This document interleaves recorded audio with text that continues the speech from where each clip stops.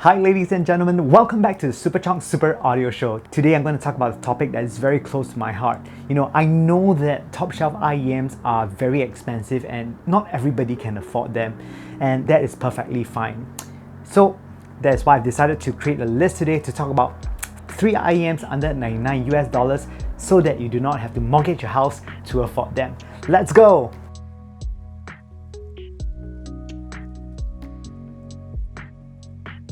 Let's start off first with number 3. Number 3 on the list would be the Thieaudio Legacy 2. Now the Thieaudio Legacy 2 it's a rather new IEM that I've just gotten in. I haven't gotten the chance to review them in full first, but you'll first hear about what I think about them on this list. Out of the 3 IEMs on the list, the Legacy 2 serves as a counterpoint to the other 2 IEMs because the Legacy 2 sounds distinctly different compared to the other 2. It has a completely different signature.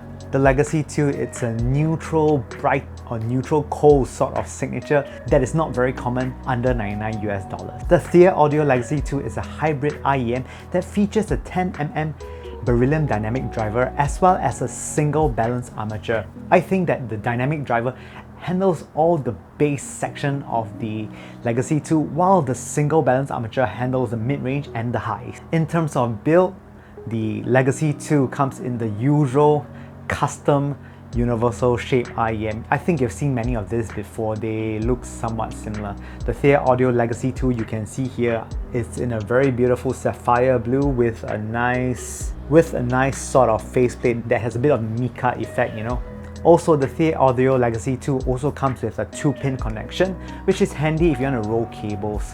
Moving on to some positives of the Thieaudio Legacy 2. Now, the Thieaudio Legacy 2 has a neutral bright signature. You do not get a lot of this at this price point. The sub bass is dominant in terms of the tonality of the Thieaudio Legacy 2, so you get actually quite a nice amount of sub bass. There is a lot of rumble on the low end. Then when it transitions to mid bass, it is not as prominent. This is rather cool because you get a very nice linear sounding earphone. There is a slightly greater focus in terms of sub bass compared to mid bass with the Thieaudio Legacy 2. This results in a earphone that sounds a little bit more speedy compared to a mid-centric, a warmish type of earphone.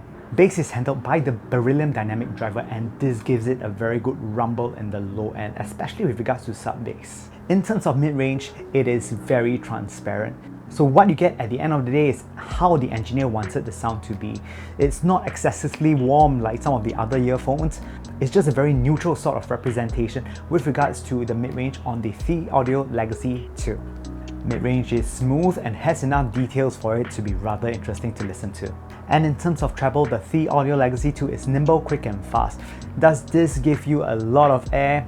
Not really. These are a very good pair of close IEM, so you get a very good seal.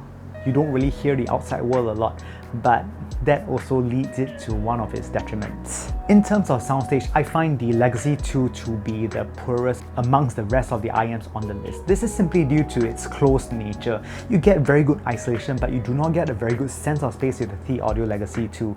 But some people do not really care for soundstage. If you're one of those people, this IEM would serve you well. Transients and decay is actually a mixed bag. I'll start with the transients and decay of the bass first. This is handled basically by the dynamic driver. So with regards to bass, it is actually not very fast. I would say average to slow with regards to transients on the dynamic driver. However, if you're moving on to mid-range and highs, the transients of it's very typical BA. It is very quick and precise. It doesn't sound very cohesive on the whole. But really though, on the whole, for a earphone that is 99 US dollars, I think these earphones are rather interesting. The second earphone on my list is the ever popular Final Audio E3000. Now these earphones already came out to market I think for 3 years or so now, but everyone is still recommending them, and for good reason. Let's find out why. The Final E3000 is a single dynamic driver earphone from Final Japan. And also one thing I need to let you know is about the build quality of the Final E3000. These have a very nice stainless steel shell, which I think to be quite hardy. I dropped mine a few times. They're still alive, so I guess it's quite good. And one thing to note on the E3000 is that they do not have removable cables. Some people will find this to be a lost opportunity. Why do these earphones not have a removable cable? When they break, they can replace it. One of the things that I find that Final does well is the warranty. These earphones come with a 2-year warranty, which is a rarity in the sub $100 space. So if your earphones have any problem, you can just contact Final Audio and I'm very sure they will take care of you.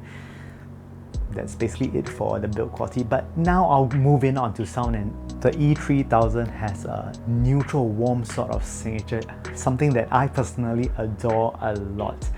One thing that I really enjoy on the E3000 is the mid-range. It is lush, liquid, velvety. You know, it really sounds like, if I can put it into food terms, vanilla ice cream. It's very rich and creamy and delicious. Vocals on the E3000 sound hyper realistic at this price point. I think this has something to do with the semi-open nature where sound decays very naturally as well. Bass response is also aplenty. You get a very good quality bass. It's tight, quick, fast for a dynamic driver in this price point.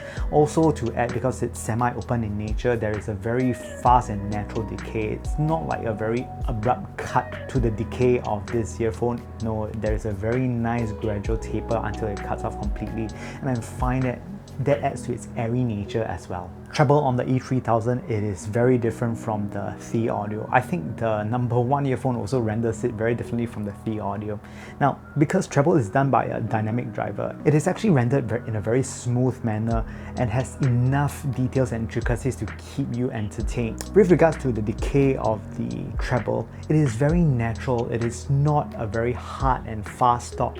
This tapers off and eventually disappears. It's a very linear and very gradual way of tapering off the sound, and I really like it.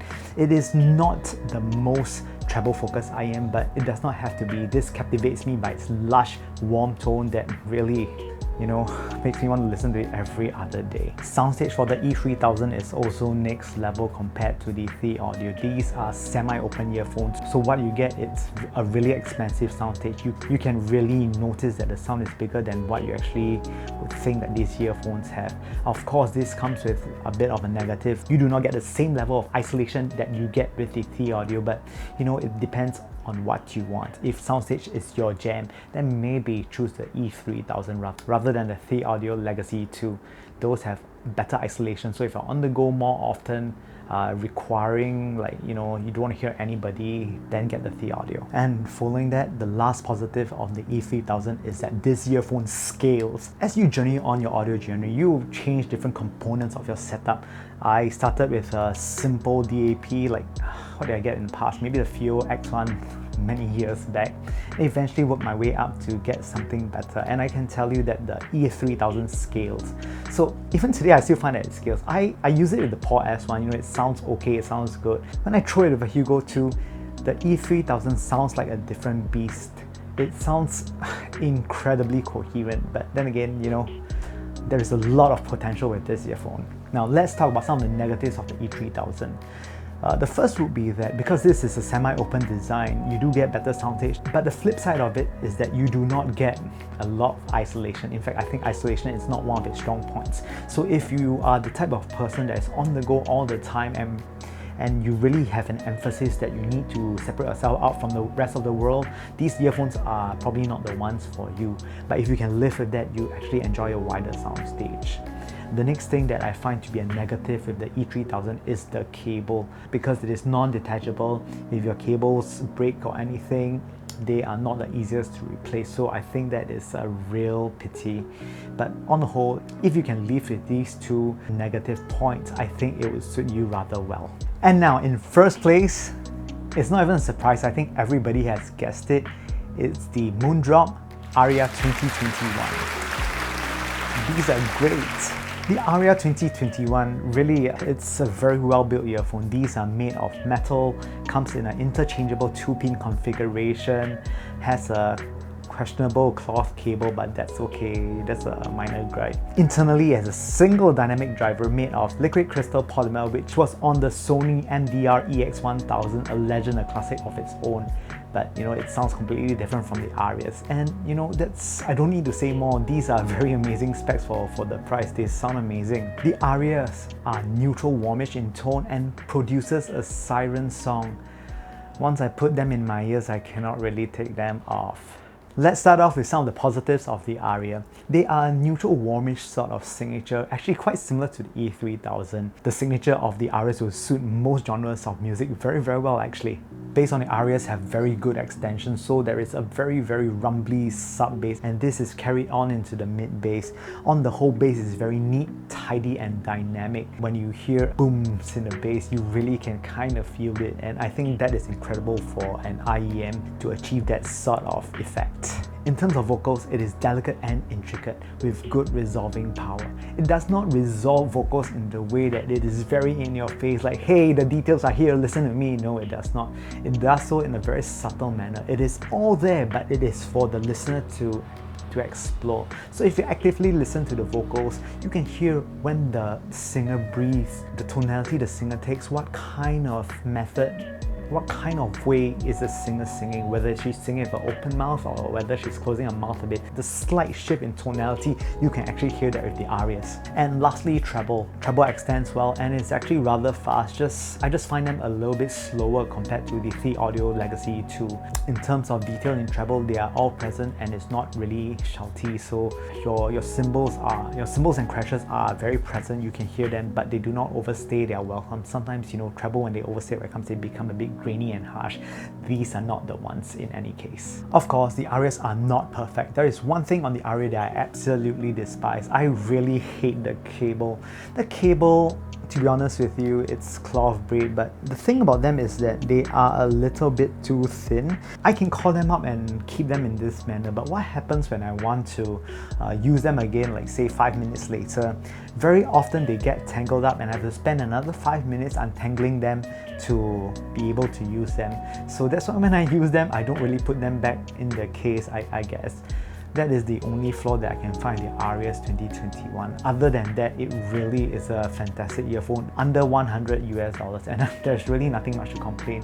I enjoyed the tone, and really there are some upgrades that you can do to really take them to the next level. I actually have a video talking about that. Maybe you can check them out somewhere in the link below. But anyways, yeah. And finally, in conclusion, these three IEMs are my favorite for IEMs sub $100 US.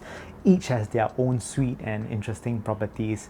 I listen to Legacy 2 when I'm looking for a nice neutral cold signature where I want to listen to the mid-range of the music, where I want to listen to nimble vocals and a rumbly bass. They are not as thick sounding as the E3000 or the Arias, and for that I appreciate it. The E3000 is there when I want to listen to soundstage. The E3000 amongst the three have the best soundstage. They sound really wide and really tall. The E3000 is also a dumb breed. You will not regret getting the E3000s. You can get them and just put them in your ears every single day and you will not feel like anything is lacking. They are that good. Lastly, in first place, the Arias. The Arias are very similar to the E3000s, but the Arias do not have that expensive of a soundstage. It's just slightly smaller. But what the Arias have that the E3000 doesn't have, it's more isolation. When I want isolation and when I'm on the go, that is one of the criteria that I consider using them. And because of that, they're actually quite similar. But in terms of just being able to move around with, I think the Aria wins. And that is the top 3 IEMs that I would recommend to you under $100 US. They are all quite amazing in its own way. If you have the Arias or the E3000s, those are my preferred IEMs. The Legacy 2, it's also great if you like a colder signature. If you already have the Arias, you are wondering what to get next, maybe the Legacy 2 is a good choice. If you already have the E3000 and you're wondering what could be a good earphone to complement the E3000, I will also go with the Thieaudio Legacy 2. All in all, these earphones are great and really worth the price point. And that is all from me from the Superchunk Super Audio Show. Thank you guys so much for watching this episode today, and I am very excited. I'm very happy to share with you my findings. Thanks so much. I hope to see you guys very soon. And if you like the content so far, please like and subscribe. Press the bell icon below. Don't give it any chance. Just press it so you'll be notified and you'll see this happy chat talking about audio stuff. Anyways, thanks so much for watching. I really appreciate it and I hope to see you guys soon. If you have any earphones that you feel that should be on this list, please leave them in the link.